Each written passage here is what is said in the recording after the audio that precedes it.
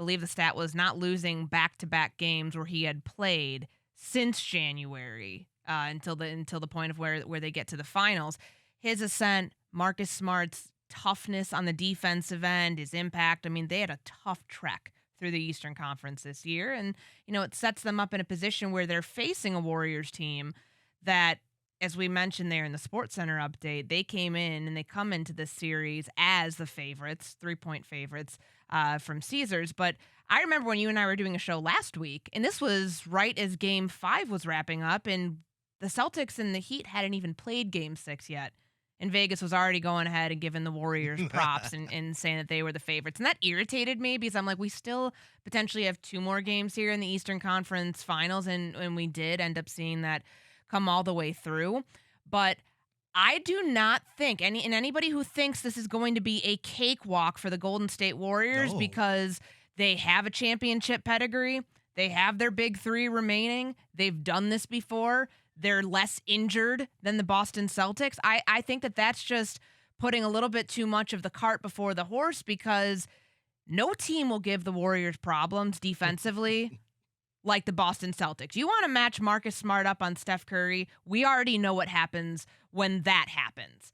Al Horford and Draymond Green, depending upon like how those two draw a matchup on each other, that's one I'm really excited to see. But this is by no stretch going to be an easy series for the Golden State Warriors. I'm projecting this out right now. I think it goes 7 again. Oh, I would love to see that. And for the Golden State Warriors, I think this is the worst matchup. If you had to choose between the Miami Heat and the Boston Celtics, just because the simple fact of you have the size and the length of the Boston Celtics and the way they defend and how committed they are, not just your top 5 guys that start, but every single guy, 1 through 15, and the mindset of your head coach, Ime Udoka, who we got to give a lot of credit to, first-year head coach.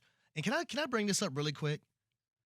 That organization, understanding that Brad Stevens probably needs to be in the front office, and bringing in Ime Udoka and mentally challenging his team, not just to be physically better than people, but mentally, right? Dig down deep, because this team was in a disarray halfway through the year, but they figured it out. They all came together. It was a thing of beauty to hear Al Horford talking about it last night.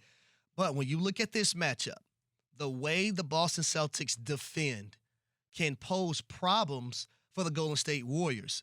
The crossover to that is that the Golden State Warriors and their ball movement and the way they run off screens, the Boston Celtics have to be locked in 24/7. You can't have mental breakdowns.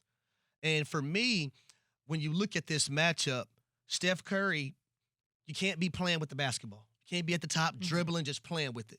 Make a decision and go swing the basketball, get other guys involved. But the airspace, the way the Boston Celtics like to take away your airspace, and we know if you give Steph Curry, Klay Thompson, Jordan Poole any airspace, they're going to knock down threes, not just from anywhere on the court, but any time during a basketball game. So that's going to be important in this matchup. And the thing with Steph Curry, he's never been the best player individually for the Warriors every trip that they've made to the finals, and that's the big question about. He's never just won. One time. I think the year they won it. But he didn't get the MVP. He's never won an MVP. That was Andre Iguodala's year, and he's had some clunkers in these series. So like that is something that's going to be a big storyline to follow going into this postseason, this NBA Finals for them, because he's almost played like below his own standard. And I mean, he doesn't need to be Jimmy Butler every single night, because he's got Klay Thompson around him. He's got Draymond Green. And like we've talked about, the core that makes up this team now versus when they've played in previous finals, you have Kevon Looney. You've got Otto Porter Jr. They're probably going to get Gary Payton II back here at some point. Huge. We don't talk about that enough. Like the guy fractured his elbow a month ago, but he's going to probably end up being back in the lineup here at some point. And I think that that's huge for this team. And outside of that, Andrew Wiggins. I mean, I think back to like what this team did in Game 5, but before that, like the entire series with the Dallas Mavericks in the Western Conference Finals, they what they have to do. They had to figure out a way to limit Luka Doncic.